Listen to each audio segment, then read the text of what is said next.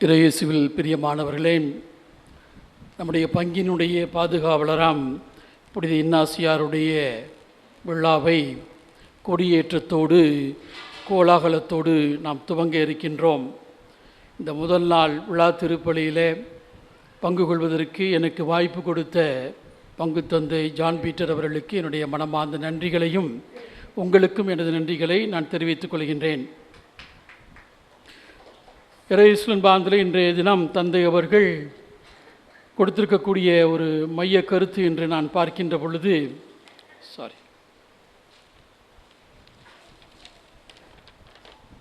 இறைவனின் அழைப்பும் அவரின் திட்டம் நம் வாழ்வில் என்ற கருத்தை நமக்கு கொடுத்து இன்றைய நாளில் நாம் சிந்திப்பதற்கு அழைப்பு கொடுத்திருக்கின்றார்கள்.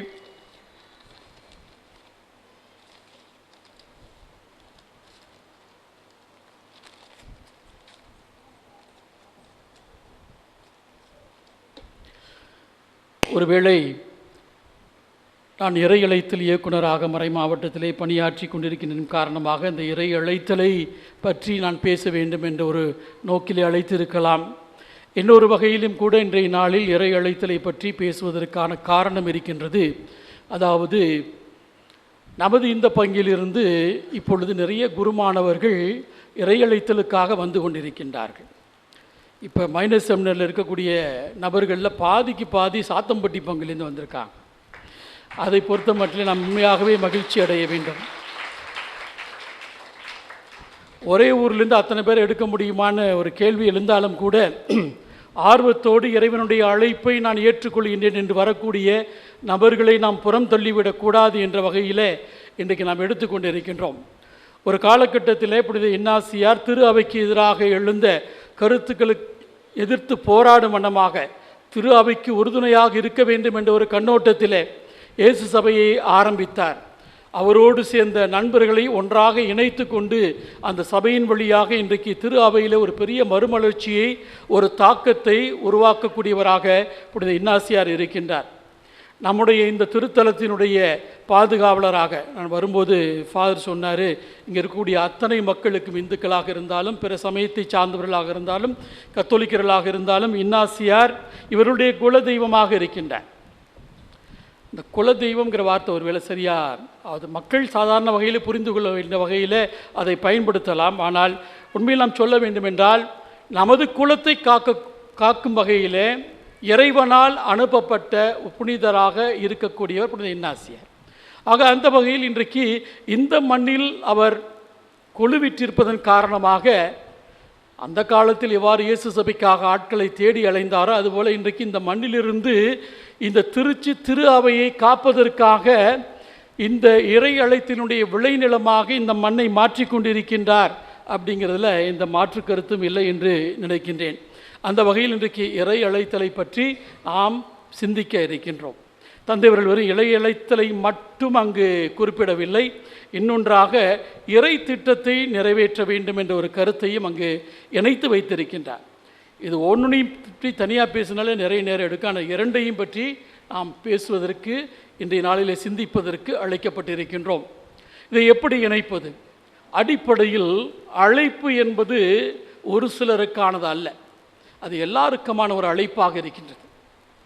இன்றைக்கு அது நீங்களாக இருந்தாலும் சரி, குருக்களாக இருக்கக்கூடிய நாங்களாக இருந்தாலும் சரி, துறவியர்களாக இருந்தாலும் சரி, யாராக இருந்தாலும் இறைவன் அனைவருக்கும் ஒரு அழைப்பை கொடுத்திருக்கின்றார். அழைப்பு என்று பார்க்கின்ற பொழுது அடிப்படையில் நாம் மனிதர்களாக பிறக்கின்றோம் என்றால் மனிதர்களாக மனித நேயத்தோடு மனித தன்மையோடு நாம் வாழ்வதற்கான அழைப்பு நமக்கு கொடுக்கப்பட்டிருக்கின்றது. திருமுழுக்கின் வழியாக நாம் கிறிஸ்தவர்களாகின்றோம் என்றால் கிறிஸ்தவ நம்பிக்கையில் ஒரு கிறிஸ்தவ வாழ்வினுடைய விழுமியங்களை மதிப்பீடுகளை கடைபிடித்து வாழக்கூடிய ஒரு அழைப்பை நாம் எல்லாருமே பெற்றிருக்கின்றோம். அதற்கு ஊடாக நாம் மேற்கொள்ளக்கூடிய பல்வேறு பொறுப்புகள், பணிகள், இவை எல்லாவற்றையும் நாம் நினைத்து பார்க்கின்ற பொழுது அவை எல்லாமே இறைவனுடைய அழைப்பை ஒட்டியதாக இருக்கின்றன என்பதை நாம் பார்க்கின்றோம். ஆக கடவுளுடைய அழைப்பு என்று சொல்லுகின்ற பொழுது அது அவருடைய திட்டத்தை நம்முடைய வாழ்வில் எந்த நிலையில் இருந்தாலும் அவருடைய திட்டத்தை நிறைவேற்றுவதற்காக நாம் எல்லாருமே அழைக்கப்பட்டிருக்கின்றோம் என்பதைத்தான் இந்த நாள் நமக்கு உணர்த்துகின்றது. அது பொதுநிலையினராக, குடும்பத்தில் உள்ளவர்களாக இருக்கலாம், அல்லது துறவியராக இருக்கலாம், அல்லது பங்கு பணியாளராக பணியாற்றக்கூடிய ஒருவராக இருக்கலாம். அனைவருக்குமாக ஒரு அழைப்பு கொடுக்கப்பட்டிருக்கின்றது. அந்த அழைப்பு என்பது இறைவனுடைய திட்டத்தை என்னுடைய வாழ்வின் எந்த நிலையில் நான் இருந்தாலும் அதை நிறைவேற்றுவதற்கு நான் கடமைப்பட்டிருக்கின்றேன் என்பதாகத்தான் நாம் எடுத்துக்கொள்ள முடியும். இறையேசுவின் பாந்துகளை வழக்கமாக சொல்லுவார்கள், நாம் பிறக்கின்ற பொழுதே God sends me to the world with a purpose. கடவுள் இந்த உலகத்திலே என்னை ஒரு நோக்கத்திற்காக அழைத்திருக்கின்றார், நோக்கத்திற்காக அனுப்பியிருக்கின்றார். அவர் என்னை அனுப்புகின்ற பொழுதே ஒரு ப்ளூ பிரிண்ட், அது என்ன சொல்லுவோம், கட்டணம் கட்டும் பொழுது ப்ளூ பிரிண்ட் பிளான், ஃபாதர் வரைபடம், ஃபாதர் அடுத்து கோயில் கட்ட போகிறாங்க, அந்த கோயில் கட்டுவதற்கு ஒரு வரைபடம், இந்த இடத்துல இந்த அளவில் இப்படிப்பட்ட ஒரு கட்டடத்தை நான் கட்டப் போகின்றேன் என்ற வகையில் அவர்கள் இந்த வரைபடத்தை தயாரிக்கின்றனர்.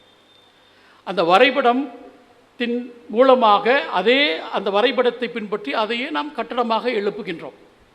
ஒருவேளை இடையில நான் மாற்றணும்னா மாற்றிடலாம், தாராளமாக மாற்றலாம். வேறு மாதிரி இருக்கலாம், வேற ஒரு வரைபடத்தை நான் தீர்மானிக்கிறேன், எல்லாரையும் ஆலோசனை பண்ணி ஒரு வரைபடத்தை எடுக்கிறோம், அதுக்கப்புறம் வேற ஒரு வரைபடத்துக்கு நம்ம போகலாம். அது மாதிரி தான் அழைத்தலும் கூட. இன்றைக்கி கடவுள் நம்மை அழைத்திருக்கின்றார் என்றால், இந்த உலகத்திற்கு அனுப்பியிருக்கின்றார் என்றால் ஒரு வரைபடத்தை அனுப்பிச்சிருக்கிறேன், இதுதான் உன்னுடைய வாழ்க்கைக்கான வரைபடம், இந்த வரைபடத்தை ஒட்டி நீ உன்னுடைய வாழ்க்கையை கட்டி எழுப்பு என்று சொல்லுகின்றார். ஆனால் ஒரு கட்டத்தில் நான் பார்க்குறேன், இந்த வரைபடம் எனக்கு பிடிக்கல, ஆண்டவரே உம்முடைய வரைபடம் எனக்கு பிடிக்கல, என்னுடைய வரைபடத்தை நான் தீர்மானிச்சுக்கிறேன். இன்றைக்கி அப்படி தான் நிறைய பேர் இருக்கோம். கடவுள் எந்த ஒரு வரைபடத்தை எனக்கு கொடுத்து என்னுடைய வாழ்வை கட்டி எழுப்ப அனுப்பியிருக்கின்றாரோ அந்த வரைபடத்தை நான் பின்பற்றாமல் எனக்கென்று ஒரு வரைபடத்தை நான் வரைந்து கொள்கின்றேன். கடவுள் அதற்கு ஆட்சேபனை தெரிவிப்பதில்லை, அவர் நம்முடைய சுதந்திரத்தை மதிக்கின்றார். ஆனால் அப்படி என்னுடைய வரைபடத்தின் பால் நான் கட்டி எழுப்பக்கூடிய அந்த வாழ்வு என்ற கட்டிடம் வெற்றிகரமாக இருக்கலாம், ஆனால் அது நிறைவை தருமா என்பது ஒரு கேள்விக்குறி. ஏனென்றால் இந்த ஒரு நோக்கத்துக்காக கடவுள் என்னை அழைத்திருக்கின்றார், இந்த ஒரு நோக்கத்தை நிறைவேற்றும் பொருட்டாக என்னை அழைத்திருக்கின்றார், அதில் நான் கட்டியெழுப்பியிருந்தேன் என்றால் நிச்சயமாக வாழ்வில் நிறைவு உண்டு. அதற்கு மாறாக கட்டியெழுப்பதற்கான சுதந்திரத்தையும் கடவுள் கொடுத்திருக்கின்றார். அப்படி கொடுத்தார் என்றால் நான் வெற்றி பெறலாம், தோல்வி அடையலாம், அதனுடைய பொறுப்பு என்னை சார்ந்தது. ஆனால் அடிப்படையில் முடிவில் நிறைவை நோக்கி நான் பயணிக்க முடியுமா என்பது கேள்விக்குறியாகத்தான் இருக்கும். இறையேசுவின் பாந்துகளே, இன்றைக்கு நம்முடைய புனித இன்னாசியார், அவருக்கும் கடவுள் ஒரு வரைபடம் போட்டிருந்தார். ஆனால் அவர் என்ன நினைச்சார், இந்த வரைபடம் அவரை கண்டுபிடிக்கல, அந்த வரைபடத்தை கண்டுபிடிக்கல. இன்றைக்கி நிறைய பேர் நம்ம கண்டுபிடிக்கிறது இல்லை, இந்த வரைபடம் நமக்கு ஏற்றதில்லை. நான் என்னுடைய வாழ்க்கைக்கு எனக்குன்னு ஒரு வரைபடம், நான் ஒரு சிறந்த படை வீரனாக இருக்கின்றேன், வசதியான பிரபுக்கள் குடும்பத்திலே வந்திருக்கின்றேன், நாளைக்கு ஒரு நல்ல ஒரு வீரனாக படை வீரனாக அரசாட்சியில் ஒரு கொள்கை பிடிப்போடும் வீரத்தோடும் செயல்படக்கூடியவனாக இந்த நாட்டை காக்கக்கூடியவனாக நான் இருக்க வேண்டும், பேரோடும் புகழோடும் நான் வாழ வேண்டும், அந்த பெருமை எனக்கு சேர வேண்டும் என்ற வகையில் அவருடைய அந்த வாழ்வினுடைய திட்டத்தை அவர் மாற்றி அமைக்கின்றார். ஆனாலும் கூட கடவுள் என்ன செய்கின்றார், இன்னொரு வாய்ப்பை நாம் இன்னாசியாருக்கு கொடுத்து பார்ப்போம் என்று சொல்லி அவர் போரிலே அடிபடுகின்ற பொழுது மருத்துவமனையிலே சிகிச்சை பெறுகின்றார். அங்கு அவருக்கான வாய்ப்பு என்று பார்க்கின்ற பொழுது இன்றைக்கி நம்முடைய கடவுளுக்கு நம்முடைய வாழ்வுக்கான திட்டத்தை கொடுத்திருக்கின்றார் என்றால் அந்த திட்டத்தை நாம் நிறைவேற்ற வேண்டும் என்றால் அதற்கான வாய்ப்புகளை அவர் கொடுக்கின்றார், அதற்கான வழிமுறைகளை நமக்கு கற்பிக்கின்றார், நம்முடைய திட்டம் என்பதை உள்ளுணர்விலே நமக்கு வெளிப்படுத்தி கொண்டே இருக்கின்றார். அப்படிப்பட்ட வகையில் அன்று அவர் மருத்துவமனையிலே சிகிச்சை பெற்று கொண்டிருந்த பொழுது அவருக்கு அந்த கடவுளுக்கான திட்டம் வேறு என்பதை அவர் கண்டுகொள்கின்றார். ஆக இந்த இயேசுவுக்காக, அவருடைய விழுமியங்களுக்காக, அவருடைய போதனைக்காக, அவருடைய திரு அவையை காக்கும் வண்ணமாக கடவுள் எனக்கு அழைப்பை கொடுத்திருக்கின்றார், அதுதான் அவரது திட்டம் என்று உணர்ந்த இன்னாசியார் வாழ்வை மாற்றுகின்றார், தன்னுடைய வாழ்வை மாற்றுகின்றார். அதற்கு அடுத்த பின்னால் நம்ம எல்லாருக்கும் தெரியும், நாட்களில் அவரை பற்றி நாம் சிந்திக்கப் போகின்றோம். அவருடைய பங்களிப்பு, திரு அவையில் அவருடைய பங்களிப்பு என்பது மகத்தானது. அந்த திரு அவையினுடைய போதனைகளை கொண்டு செல்வதில் மட்டுமல்ல, அந்த ஒரு இயக்கம், இயேசு சபை என்ற இயக்கத்தை ஆரம்பித்து அதன் வழியாக நடைபெறக்கூடிய பல்வேறு செயல்கள், இது எல்லாமே கடவுளுடைய திட்டத்துக்கு உள்ளாக அடங்கி இருந்தது. அதன் காரணமாக இன்றைக்கு அவருடைய அந்த இயேசு சபையானது உலகம் முழுவதும் பரவி பல்வேறு பணிகளை செய்து கொண்டிருக்கின்றது. இந்த மூளை முடுக்கு ஒரு கார்னரில், ஒரு மூளையில் இருக்கக்கூடிய இந்த சாத்தம்பட்டியில் கூட இயேசுவின் பால் உள்ள நம்பிக்கையை ஊட்டியவர்கள் இயேசு சபை குருக்கள் என்று பார்க்கின்ற பொழுது அதுவும் இன்னாசியாருக்கான கடவுளுடைய திட்டத்திலே அடங்கி இருந்தது என்பதை நாம் பார்க்க முடிகின்றது. ஆக அக்கடவுளுடைய அந்த திட்டத்தை தன்னுடைய வாழ்வில் உணர்ந்து கொண்டவராக தான் தனக்கென்ன போட்டியிருந்த அந்த பிளானை மாற்றிட்டு வேற ஒரு பிளான், அந்த பிளான் கடவுள் கொடுத்த பிளான், அதை நிறைவேற்றுவதற்கு முற்படுகின்றார். அதன் காரணமாக இன்றைக்கு நம்முடைய பாதுகாவலராக அவர் இருந்து கொண்டிருக்கின்றார். இங்கு மட்டுமல்ல, மறை மாவட்டத்தில் பல இடங்கள், கருங்குளத்தில் இன்னாசியார், வேறு சில இடங்களில் இன்னாசியார் திருவிழா. இன்னாசியார் இந்த அளவுக்கு நாடு கடந்து போற்றப்படுகின்றார் என்றால் அவர் கடவுளுடைய திட்டத்தை தன்னுடைய வாழ்வில் நிறைவேற்றியவராக இருந்தார் என்பதுதான் உண்மை. இறையேசுவின் பாந்தல் இன்றைய வாசகங்கள் கூட நமக்கு உணர்த்துகின்றது அதுதான். முதல் வாசகத்தில் எரேமியா இறைவாக்கினருடைய அழைப்பு நமக்கு வாசகமாக கொடுக்கப்பட்டிருக்கின்றது. அப்பொழுது அவருக்கு சொல்லப்படக்கூடிய வார்த்தை, நான் சிறியவன், எனக்கு ஒன்றும் தெரியாது, அப்படி சொல்லாத நான் இருக்கிறேன், அதான் ஆண்டவர். ஆனால் அடுத்து சொல்லக்கூடிய வார்த்தையை பாருங்கள், இடிக்கவும் தகர்க்கவும் நடவும் கட்டி எழுப்பவும் என்று சொல்லிட்டு அடுத்ததாக சொல்கிறார், நான் எதை சொல்கிறேனோ அதை சொல்லு, நான் எதை செய்ய சொல்கிறேனோ அதை செய். இதுதான் அழைப்பு பெற்றவர்களுக்கான கட்டளை. கடவுள் என்ன சொல்கின்றார்? நான் உனக்கு வாழ்க்கைக்கான ஒரு குறிக்கோளை, ஒரு நோக்கத்தை கொடுத்திருக்கின்றேன், அந்த நோக்கத்தை நிறைவேற்று. நான் சொல்கிறத செய், நான் செய்கிறேன்னு அதை செய், அவ்வளோதான். சொல்கிறத கடைபிடி, செய்ய சொல்கிறத செய் என்ற வகையில் தான் ஆண்டவருடைய திட்டம் இருக்கிறது. ஆக எந்த அளவுக்கு நாம் ஆண்டவருடைய இந்த குரலுக்கு செவிமடுக்கக்கூடியவர்களாக இருக்கின்றோம் என்பதை நாம் நினைத்து பார்க்க வேண்டும். ஆண்டவர் ஒவ்வொரு நாளும் உள்ளுணர்வின் வழியாக நம்மோடு பேசிக் கொண்டிருக்கின்றார். நம்மை சுற்றியுள்ளவர் வழியாக நம்மோடு பேசிக் கொண்டிருக்கின்றார். நமது பங்குத்தந்தை வழியாக நம்மோடு பேசிக் கொண்டிருக்கின்றார். நமது இறைவார்த்தையின் வழியாக நம்மோடு பேசிக் கொண்டிருக்கின்றார். நற்கருணையின் வழியாக நம்மோடு பேசிக் கொண்டிருக்கின்றார். அவருடைய திட்டம் என் வாழ்வுக்கு எதுவாக இருக்கின்றது என்பதை ஒவ்வொரு நாளும் உணர்த்தக்கூடியவராக இருக்கின்றார். அதுக்கு நான் டியூன் பண்ணாதான் அதை புரிந்து கொள்ள முடியும். மொபைல் ஃபோன் இருக்குது, அந்த இதுக்குள்ளே வந்தால் தான் எனக்கு அந்த வாய்ஸ் கிடைக்கும். அந்த என்ன சொல்கிறது, அந்த வைப்ரேஷன், அது வைப்ரேஷன் அல்லது அந்த அந்த நெட்டு கவரேஜுக்குள்ளே வந்தால் தான் என்ன செய்யுது, நமக்கு இந்த மொபைல் ஃபோன் வேலை செய்யுது. இப்போ ஆண்டவருடைய கவரேஜுக்குள்ளே வந்தால் தான் நம்ம என்ன செய்யும், அவருடைய திட்டத்தை புரிந்து கொள்ள முடியும். கவரேஜுக்குள்ளே வந்தால் தான் ஒருத்தர் பேசுகிறது எனக்கு கேட்குது. ஆண்டவருடைய குரலை கேட்க வேண்டும் என்றால் அவருடைய கவரேஜுக்குள்ளே நான் வரணும். ஆனால் பல சமயத்தில் என்னுடைய கவலைகள், என்னுடைய இன்னல்கள், இடைப்பாறுகள், குறைகள், என்னுடைய ஆசாபாசங்கள் இவையெல்லாம் அந்த கவரேஜிலேருந்து தூரத்தில் கொண்டு போயிடுது. அலோன்னு கேட்டாலும் ஒன்றும் கேட்க மாட்டேங்குது. இறையேசுவின் பாந்தல் இன்றைய நாளில் இறைவனுடைய திட்டத்தை நாம் புரிந்து கொண்டு செயல்பட வேண்டும் என்பது தான் நமக்கு கொடுக்கப்படக்கூடிய ஒரு செய்தியாக இருக்கின்றது. நற்செய்தி வாசகத்தில் பார்க்கிறோம், ஆண்டவருடைய அழைப்பு கொடுக்கப்பட்டிருக்கின்றது. மீனவர்களாக இருக்கக்கூடிய நபர்கள் 2 பேர் ஆண்டவர் அழைக்கின்றார். பேதுருவையும் அந்திரேயாவையும் அழைக்கின்றார். அதுக்கு அடுத்தபடியாக யோவானையும் யாக்கோப்பையும் அழைக்கின்றார். இவர்களுக்கு என்ன தெரியும்? மீன் பிடிக்க மட்டும்தான் தெரியும். ஆனால் கடவுள் என்ன சொல்கின்றார்? உன் திட்டம் மீன் பிடிக்கிற தொழில், நீ அதில் போயிட்டு இருக்க, ஆனால் ஏன் திட்டம் வேற, வா. அவர்களை வைத்து எப்படிப்பட்ட மகத்தான காரியங்களை சாதித்தார் என்பது நமக்கு தெரியும். குறைபாடுள்ள மனிதர்கள், ஆனால் நிறைவான வாழ்வை நோக்கி ஆண்டவர் அவர்களை வழி நடத்தினார் என்று திரு அவையானது இந்த அளவுக்கு நிலைத்து நிற்கின்றது உலகத்தில் என்றால் அதற்கு அவர்களை அவர் கருவியாக பயன்படுத்தினார். அவருடைய சொந்த திறமையால் அல்ல, மாறாக இறைவனுடைய திட்டத்தை அவர்கள் நிறைவேற்றியதன் காரணமாக இந்த ஒரு மாற்றம், இந்த ஒரு வளர்ச்சியானது ஏற்பட்டது என்பதை நாம் பார்க்கின்றோம். இறையேசுவின் பாந்தலே ஒரு நாள் நேற்று தான் எத்தனை பேர் ஆல்டர் பாய்ஸ் இருக்கீங்க? நேற்று ஆல்டர் பாய்ஸ் இதுக்கு வந்தீங்களா, கான்ஃபரன்ஸுக்கு? சரி, ஓகே. அதில் ஒரு நிகழ்ச்சி நான் சொன்னேன். அந்த நிகழ்ச்சி சொல்லிவிட்டு அதோடு நம்ம நிறைவு செய்யலான்னு நினைக்கிறேன். ஆமாம், 2 ஆல்டர் பாய்ஸ், இது அடுத்த கட்டத்திற்கான அழைப்பு பற்றி சொல்லும்போது வருகின்றேன். 2 ஆல்டர் பாய்ஸ், அவங்க எப்போ பார்த்தாலும் அவங்களுக்குள்ளே சண்டை. வெளியில் போகும்போதெல்லாம் நல்ல பையனாக தான் இருக்காங்க, சந்தோஷமாக தான் விளையாடுவாங்க, எல்லாம் பண்ணுவாங்க. ஆனால் கோயிலுக்குள்ளே உடுப்பை போட்டுட்டா பிரச்சனை. என்ன பிரச்சனை? இந்த வேலையை நான் செய்வேன், அந்த வேலையை நீ செய். சாமியார் வரும்பொழுது இந்த பக்கத்தில் ரைட்டில் வலது பக்கம், எப்படி இன்றைக்கி யாக்கோப்பு யோவானும் அன்றைக்கி அம்மாவோட கூட்டிகிட்டு ஆண்டவரையும் இந்த வலப்பக்கம் ஒருவனும் இடப்பக்கம் ஒருவனுமாக இருக்க எங்களுக்கு துணை செஞ்ச மாதிரி இவங்க 2 பேரும், நான் சாமியாருக்கு வலப்பக்கம் அடிப்பேன், இல்லை நான் தான் வலப்பக்கம் அடிப்பேன். Right hand. இன்றைக்கி சொசைட்டியில், சமுதாயத்தில், அரசியலாக இருந்தால் எதுவாக இருந்தால் அதான் பிரச்சனை. Who is number 1, who is number 2, who is number 3, யார் அங்கிட்டு நிற்கிறது, அடுத்த கட்டத்தில் யார் நிற்கிறது, இதுதான் பிரச்சனையாக இருக்குது. அதுபோல் தான் இந்த பசங்க 2 பேருக்குள்ளே சண்டை. சாமியாருக்கு இந்த பக்கம் நிற்கிறது, அந்த பக்கம் நிற்கிறது. நடக்க போகிறது என்ன? ஆராதனை, பெனடிக்ஷன். அந்த காலத்தில் இது நடந்தது ஒரு 200 வருஷத்துக்கு முன்னாடி. அப்போ அந்த ஆராதனைக்குன்னா பெரிய கேண்டில் இவ்வளோ உயரம் இருக்கும், இந்த வெங்கலத்தில் செஞ்சது. அதை ஒருத்தன் பிடிச்சிக்கிட்டான், இங்கிட்டு ஒருத்தன் பிடிச்சிக்கிட்டு நிற்கிறான். இங்கிட்டு நிற்கிறதா அங்கிட்டு நிற்கிறதாங்கிறதுல போட்டி. அந்த போட்டியில் என்ன ஆகுது, ஒருத்தன் பேர் ஃப்ரான்சிஸ், இன்னொருத்தன் பேர் செஞ்சோ. இந்த ஃப்ரான்சிஸுங்கிறவன் டபான்னு தூக்கி அந்த கேண்டிலால் அவன் தலையில் ஒரு அடி அடிச்சிட்றான். என்ன நடக்கும்? மண்டை உடஞ்சி ரத்தம் சுடு சுடுன்னு ஊற்ற ஆரம்பிச்சிருச்சு. பார்த்தோன்னே மக்கள் எல்லாம் திரும்பி பார்க்குறேன், என்னடா இவ்வளவு கலைபுரம் இவ்வளவு சத்தமாக இருக்குன்னு பார்த்தாக்கா அங்கே பின்னாடி மண்டை உடஞ்சி ஒருத்தருக்கா அவங்களுக்குள்ளே அந்த போராட்டம் நடந்துக்கிட்டு இருக்கு.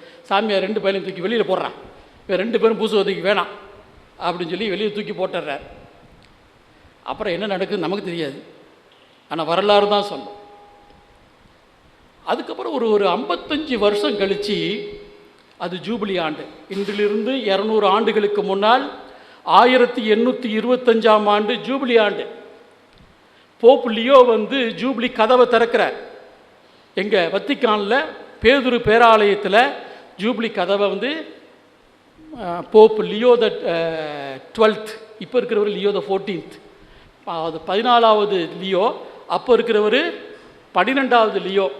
அவர் அந்த கதவை திறக்கணும். அந்த முறைப்படி என்ன செய்யணும், ஒரு தங்க சுத்தியல் இருக்கும். அந்த தங்க சுத்தியலில் அந்த கதவை 3 முறை தட்டி அந்த ஜூபிலி கதவை திறக்கணும். அப்போ போப் லியோ நிற்கிறார். பக்கத்தில் அந்த தங்க சுத்தியலை வச்சுக்கிட்டு கார்டினல் ஒருத்தர் நிற்கிறார். அப்போ அந்த கார்டினலை பார்த்து இந்த போப் கேட்குறாரு, அந்த சுத்தியலை கொடுப்பான், நான் அதை கொடுங்க, நான் கதவை தட்டுறேன்னு சொல்லி கையை நீட்டுறார். அப்போ அந்த பக்கத்தில் நிற்கிற நபர் சொல்கிறாரு, அன்றைக்கி கேண்டிலால் அடித்தது மாதிரி கொடுக்கட்டுமான்னு கேட்குறார். இப்போ கதை புரியுதா? அப்போ அது 2 பசங்க சண்டை போட்டு விட்டவங்க. இன்றைக்கி ஒருத்தர் போப் லியோ போப்பானவராக இருக்கின்றார், இன்னொருத்தர் கார்டினலாக இருக்கின்றார். அப்போ சிரிச்சுக்கிட்டே அவர் சொல்கிறாரு, அதெல்லாம் அப்புறம் பார்த்துக்கலாம், நீ சுத்தியலை கொடுன்னு சொல்லி வாங்கி அந்த ஜூபிலி கதவை தட்டி திறக்கிறார். இறையேசுவின் பாந்தல் இதில் விசித்திரம் என்னவென்றால், Francisco cardinal, Pope Leo 12th செஞ்சோ, அந்த 2 ஆல்டர் பாய்ஸில் ஒருத்தர் போப், இன்னொருத்தர் கார்டினல். அடுத்ததாக செஞ்சோ போப் லியோ இறந்த பின்னால் அடுத்த போப்பாக தேர்ந்தெடுக்கப்பட்டவர் அந்த ஃப்ரான்சிஸ் என்ற அந்த கார்டினல். அப்போ 2 பேரும் மண்டை உடைச்சிட்டு வெளியில் போனாங்க. ஆனால் 2 பேருமே எதிர்காலத்தில் திருத்தந்தையர்களாக திரு அவையை அலங்கரித்தார்கள் என்பது வரலாறு. இன்றைக்கு ஜூபிலி ஆண்டை கொண்டாடுகின்ற பொழுது 200 ஆண்டுகளுக்கு முன்னதாக நடந்த அந்த சம்பவத்தை நாம் நினைவு கூறுகின்றோம். எதற்காக இதை சொல்கின்றேன் என்றால், இறைவனுடைய அழைப்பு என்பது விசித்திரமானது. மனிதர்கள் ஒதுக்கலாம், இவன் இறை அழைத்தலுக்கு உட்பட்டவன், சாமியாரை போகிறதுக்கு லாய்க்கு இல்லை. ஆனால் கடவுள் சொல்கிறார், அவன் தான் எனக்கு வேணும். இன்றைக்கி முன்னுரையில் கூட வாதிச்சாங்க, யோனா லாய்க்கு இல்லை, நான் தப்பிச்சு போகிறேன்னு போனார். ஆனால் கடவுள் சொன்னார், நீ தான் எனக்கு வேணும். பவுல், நீ லாய்க்கில் கிறிஸ்தவர்களை கொடுமைப்படுத்துகிறாய், இல்லை, நீ தான் எனக்கு வேணும். இப்படியாக மனிதனுடைய ஒவ்வொரு அழைப்பு பெற்றோருடைய வாழ்க்கையை பார்க்கின்ற பொழுது அவர்கள் எப்பொழுது இறைவனுடைய திட்டத்துக்கு தங்களை உட்படுத்தி கொண்டார்களோ அப்பொழுது இறைவனுடைய கரத்திலே வல்லமையுள்ள கருவிகளாக மாறினார்கள் என்பதுதான் வரலாறு. இறையேசுவின் பாந்தல் இன்றைக்கு அழைப்பு பெறுகின்ற நாம் எல்லாருமே ஏதோ ஒரு வகையிலே இறைவனுடைய திட்டத்தை நிறைவேற்றுவதற்கு கடமைப்பட்டிருக்கின்றோம் என்ற செய்தியை நாம் உள்வாங்கிக் கொள்வோம். அதே நேரத்தில் சிறப்பான அழைப்பு, பணி குருத்துவத்திற்கான ஒரு அழைப்பு நம்ம எல்லாருக்குமே கொடுக்கும். அது பணி குருத்துவத்திற்கான அழைப்பாக இருக்கலாம், அல்லது துறவர சபைகளுக்கான அழைப்பாக இருக்கலாம், சிஸ்டரா போகலாம், சாமியார் எதற்கு அழைப்பாக இருக்கலாம். கடவுள் நான் தகுதியற்றவன் என்று நான் என்னை நினைத்து கொண்டாலும் கூட, அல்லது மற்றவர்கள் என்னை தகுதியற்றவள் என்று நினைத்தாலும் கூட, கடவுள் என்னை தேர்ந்தெடுத்தார் என்றால் நிச்சயமாக அதை நானும் மறுக்க முடியாது, யாரும் மறுக்க முடியாது. ஆக அப்படிப்பட்ட திட்டத்துக்கு நாம் உட்பட வேண்டும். மறுக்க முடியாதுன்னா நமக்கு என்ன சொல்கிறதுக்கு, சில சமயத்தில் கடவுளுடைய ஆரம்பத்தில் சொன்ன மாதிரி நம்மளுடைய திட்டம் எனக்கு லாய்க்கப்பட நம்ம போகலாம், அதை பற்றி பிரச்சனை இல்லை. கடவுளுடைய சுதந்திரத்தை மதிக்கின்றார். ஆனால் அவருடைய திட்டத்திற்கு நான் ஒத்துழைக்கின்ற பொழுது நிச்சயமாக கடவுள் என்னையும் வல்லமையுள்ள ஒரு கருவியாக இந்த சமூகத்திலே பயன்படுத்துவார். என இறையேசுவின் பாந்தோலே, இன்றைய நாளில் அழைப்பை பற்றி நாம் சிந்திக்கின்ற பொழுது அழைக்கப்பட்ட நாம் அனைவரும் எந்த நிலையில் இருந்தாலும் இறைவனுடைய திட்டத்தை நிறைவேற்றுவதற்காக அழைக்கப்பட்டிருக்கின்றோம். இறைவனுடைய திட்டம் எதுவென நாம் கண்டுணர நாம் கடமைப்பட்டிருக்கின்றோம். புனித இன்னாசியாரை போன்று, மற்ற புனிதர்களை போன்று, திருத்தூதர்களை போன்று, அல்லது வாழ்வில் நாம் கண்டுகொள்ளக்கூடிய அத்தனை மனிதர்களை, மனிதர்களை போன்று இறைவனுடைய திட்டத்தை நிறைவேற்றி இறைவனுக்கு மகிமை சேர்க்கக்கூடியவர்களாக, அனைத்தும் அவரின் அதிமிக மகிமைக்காக என்ற புனித இன்னாசியாருடைய விருது வாக்கி ஒட்டி நாமும் வாழ முற்படுவோம் என்ற சிந்தனையோடு இந்த திருப்பலியில் தொடர்ந்து பங்கெடுப்போம். ஆமென்.